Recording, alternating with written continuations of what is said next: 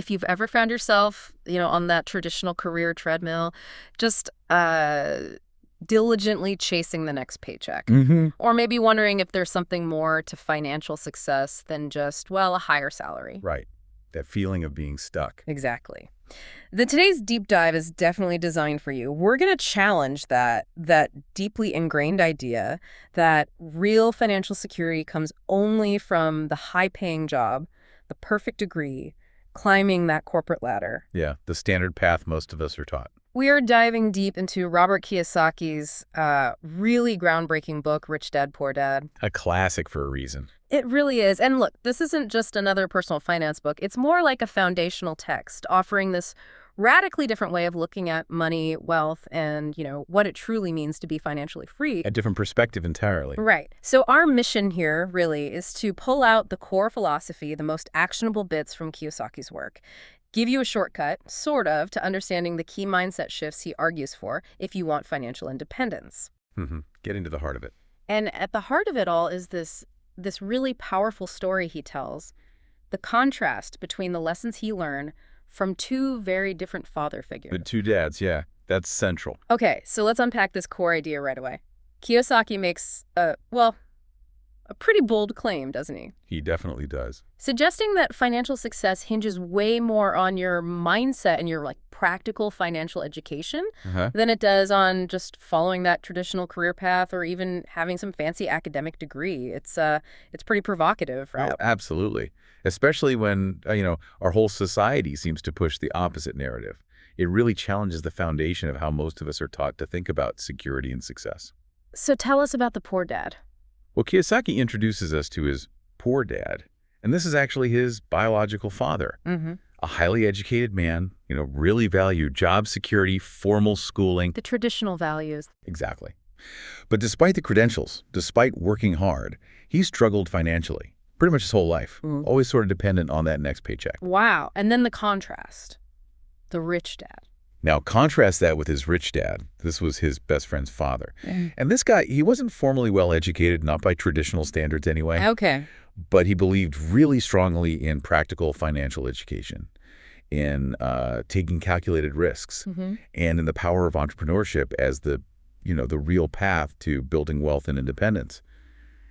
He just looked at money completely differently. That initial contrast, it really makes you stop and think, doesn't it? It forces you to reevaluate, yeah. Which of those paths sounds more like the common wisdom we hear every day versus what Kiyosaki suggests might actually work for financial freedom? It's a really compelling setup. Makes you question your own assumptions. Definitely. And so, if the rich aren't working for money in the usual way, how exactly are they making money work for them? Well, that leads us right into the foundational principle, really the thing that underpins Kiyosaki's whole system. The rich don't work for money. Okay. What does that mean exactly? It's not just about, not working hard. It's about fundamentally shifting your financial engine. See, most people trade their time, their hours, for dollars. Right, the typical job. Exactly. Kiyosaki shows how the wealthy structure their finances so their money itself starts generating income. That frees them from being trapped in that hourly wage cycle. Okay, making money work for you. And this connects immediately, logically, to his second huge lesson. Buy assets, not liabilities. This is probably the most fundamental distinction he wants everyone to grasp. Assets versus liabilities. Let's break that down. Okay. Assets, simply put, are things that put money into your pocket. Like what? Give us some examples. Think rental properties that generate income each month. Stocks that pay dividends. Maybe a business you own that actually turns a profit without you having to be there constantly. Got it. Things that generate cash flow. Right. Now, liabilities. They're the opposite. They take money out of your pocket. Okay. Yeah. Well, common examples are things like car loans, credit card debt, and, maybe controversially for some, even a big house if it's purely for your own living, for consumption. Wait, so my house isn't an asset. Kiyosaki makes this really powerful point. Yeah. Your primary residence, the house you live in, Yeah. it's not truly an asset in his framework unless it starts putting money in your pocket. How would I do that? Maybe you rent out a room or you bought it strategically below market value with a clear plan to flip it for profit or eventually turn it into a rental. Oh. Otherwise, he argues, it's just another expense, a drain on your resources through mortgage, taxes, upkeep. Huh. That really reframes things. It does. So when you really internalize that distinction, assets feed you, liabilities eat you. Yeah, It changes every financial choice, doesn't it? completely. Suddenly that new car, that fancy gadget, even that big mortgage, Yeah, they aren't just purchases anymore. They're strategic moves on your personal financial chessboard. exactly. It becomes about consciously choosing to acquire things that will build your wealth, not just consume it. So, okay, we get assets and liabilities, but Kiyosaki also pushes back on this idea that just earning a high income automatically makes you wealthy. Right, that's a huge misconception he tackles. For him, the real game changer is how well you manage what you earn and what you choose to do with it. Mm.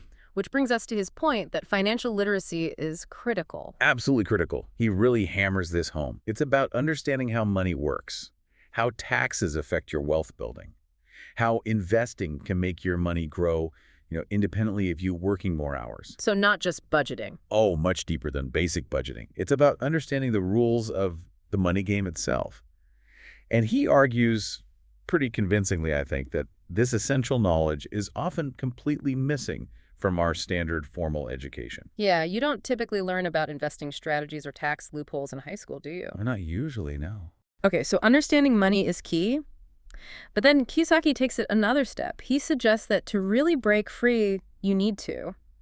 And I love this phrase, mind your own business. Yes, and that phrase, It doesn't mean what people might think initially, right? no, not at all. Doesn't mean, quit your job tomorrow and tell your boss off. Huh, okay, good to clarify. The concept is about building your assets column, building things you own outside of your regular 9-to-5 job. So the job pays the bills. Exactly. Your day job, your salary that covers your living expenses keeps the lights on. But your assets, your investments, your side businesses, your rental properties, those are what build true, lasting wealth. Those pave your path to financial independence. What's fascinating there is the idea that real wealth often comes from these separate ventures that you build and own yourself. That's the core of minding your own business. Your business is your asset column, not your job title. Okay, so mastering assets, getting financially literate, building your own business. What about protecting all that? And maybe even boosting it?